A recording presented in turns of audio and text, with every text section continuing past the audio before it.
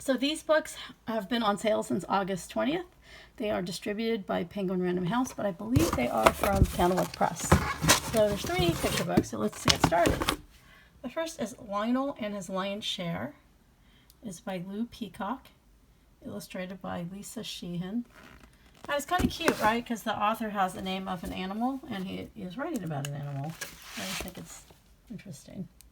And so this lion does not like to share, and he thinks lions should get the biggest, portion.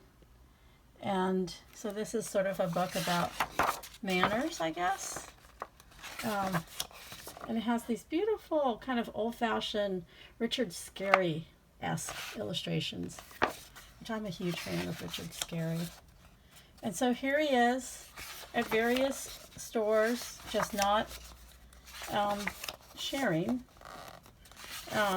very well, kind of a taker, and not very nice.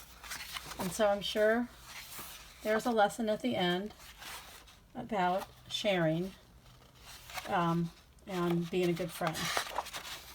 So this is the perfect book for kids who don't like to share, which, as it turns out, my youngest child, who seems really easygoing, actually is the worst at sharing of all 3 kids, which is actually surprising. So that would be a good book for him, even though he's 14. Oh, Alison J. I've read another picture book by her. This was looking for yesterday. I'm trying to think, which book was it? Something really charming, and I feel like it was like about a bee, perhaps. But she is she's written more than 30 picture books, so that makes sense why I would have read another one by her.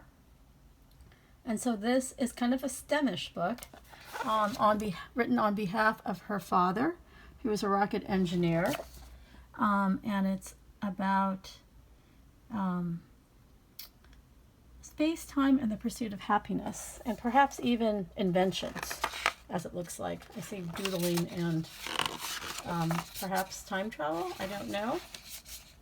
But she does have a really sort of Miro-esque illustrations that are, kind of like fantasy, but like realistic fantasy, like fun. And so it's about perhaps that this is her father who's the character, and just like thinking about, I can think like from a scientific perspective of perhaps traveling backwards, time travel. But it looks lovely, and yeah, I'm excited to read it. So I'm not quite sure if it's time travel from a fantasy remembering, or from an actual invention, or a combination of both. I feel like it's a combination of both, gives you a little bit of science and just a lot of feels. And so the third one is called The Rhythm of the Rain, which is already such a beautiful title with the alliteration, and it's by Grahame Baker-Smith, and also kind of has a really stunning cover. Like, it's really sort of epic. Doesn't it feel epic? And so here we see the character. It's a character of color, which is nice, in this little tiny boat, and in this like really beautiful fantasy world, but perhaps it is actually a real world.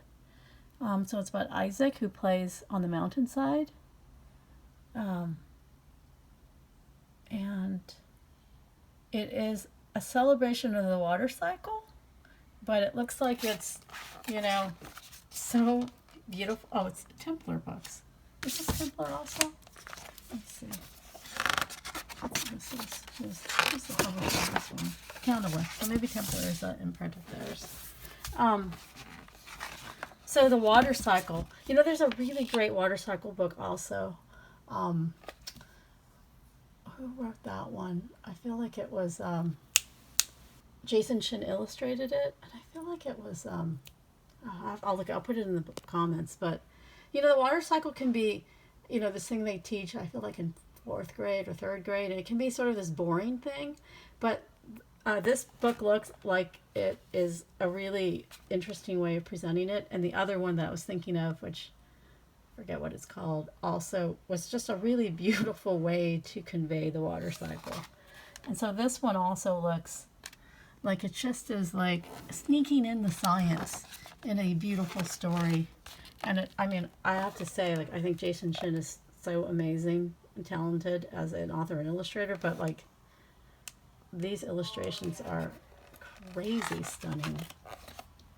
So I would probably recommend pairing the two books together, especially if you're a teacher or you like to do STEM topics at home for water cycle. And I remember we used to do water cycle, we'd have like a Ziploc baggie, kind of like the heavy duty one, and you fill it with water, then you tape it to the window to sort of like emulate the water cycle at home.